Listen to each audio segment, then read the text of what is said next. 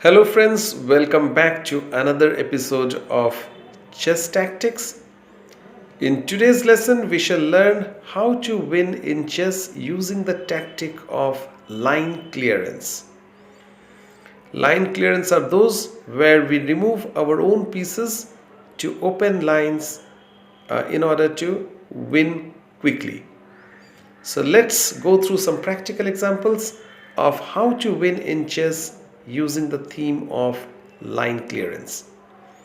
In the first example, it seems white's position is precarious.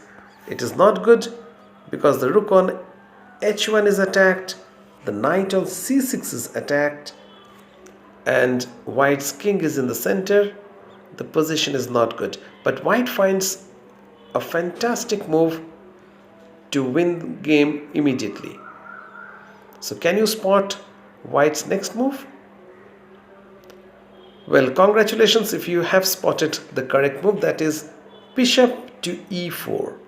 This move not only attacks black's queen, but the main idea behind this move is to open the line for his own queen to land on d8 and checkmate the black king. So these type of moves which open the lines of our own pieces for to get better positions are called line clearance tactics. Now here, of course, black can capture the bishop on e4 with either the knight or the queen, but he'll get checkmated in one move.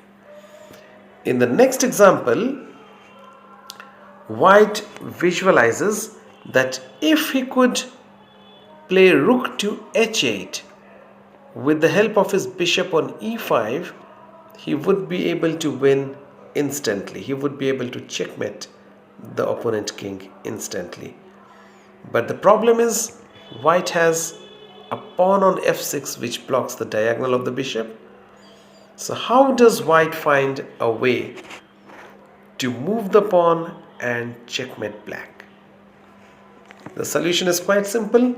White will first sacrifice his queen, force black's pawn to move from f7, then move his pawn to f7, and whether or not black takes on f7 with his queen, he will play rook h8 check. The bishop on e5's diagonal is open, it supports the rook, and black is checkmated. So this was another example of line clearance sacrifice. Now the next tactics is also important. It's interesting. This position is it's quite common. These type of positions, they arise from one of the most popular chess openings, which is called the dragon variation in the Sicilian defense. Okay, here it's white to play and win. How does white open the h line to checkmate black? Well, he plays the move rook to g6. It's a fantastic move, trying to drive back the black queen. Now if the queen moves to e5, white will play rook g7. In the first position, white's queen was facing the black queen. So white didn't have liberty to play rook g7. But once he plays rook g6, black queen dare not move, because in that case white will play rook g7 next and get a checkmating position. So black has to take fg6. White took back hg6. White sacrificed a whole rook to open the h line. Now the only way for black to defend against queen h7 checkmate is to give back the rook. He was a rook up. He tries to give back the rook. But white finds a fantastic move to checkmate black in 3 moves. Pause the video and try to find out white's next tactics. Well, white played the brilliant move queen to f8 check, removing the f7 rook from defense of h7. So we have seen such combinations previously. Queen h7 check, queen f8 check is queen sacrifice. Black takes the queen, but now the rook lands on h7 check, king goes here and knight goes to h6 checkmate. So it was another nice way, a nice combination, but the key was opening the h line by moving his pawn away from the h file. And now the final position of today's video, white to play and win. This is a challenging position where it looks perfectly normal. I mean, black's position looks quite sound, but white's pieces are hovering around black's king.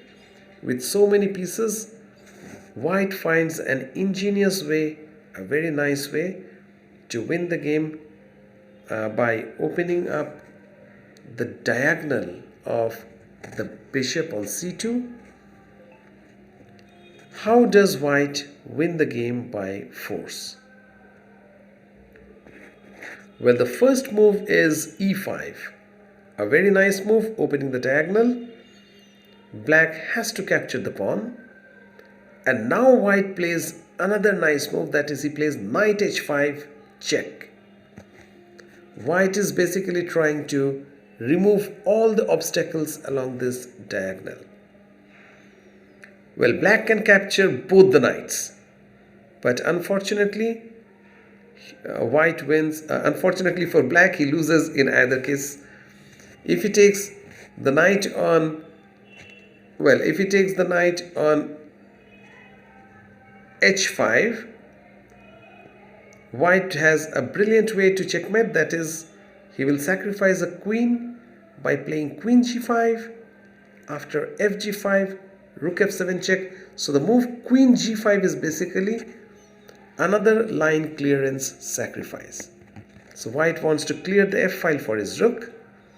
After black plays fg, rook f7 check, black has to take the knight, and then white plays the final move, rook h7 checkmate.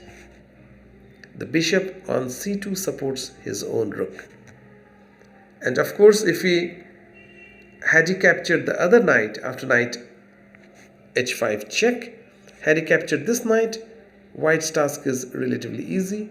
He can simply play knight f6, discover check with his queen, and then capture black's knight and have a winning attack.